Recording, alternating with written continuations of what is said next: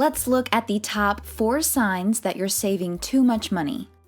Number 4, you're saving and haven't focused on aggressively paying off debt.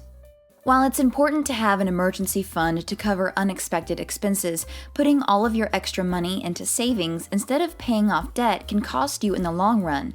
This is because the interest rate on debt is usually higher than the rate of return on savings, so you end up paying more in interest than you earn on your savings.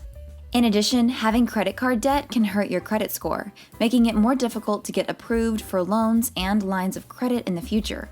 So if you're serious about getting ahead financially, focus on paying off your debts first.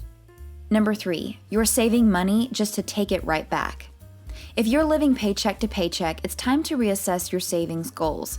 Tucking away money for a rainy day is one thing, but if you're constantly dipping into your savings just to make ends meet, you're doing it wrong.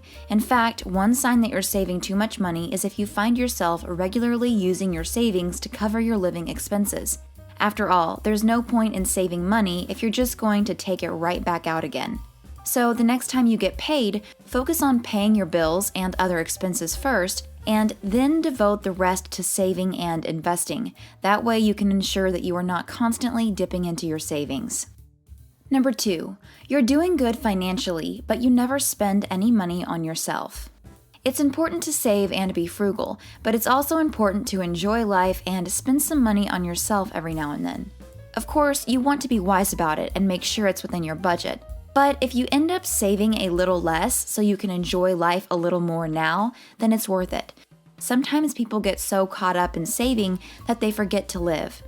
Before I move on to number 1, make sure you subscribe and click the bell. That way you'll be the first to see my next money-making video. Number 1, you have a stacked savings but no investments.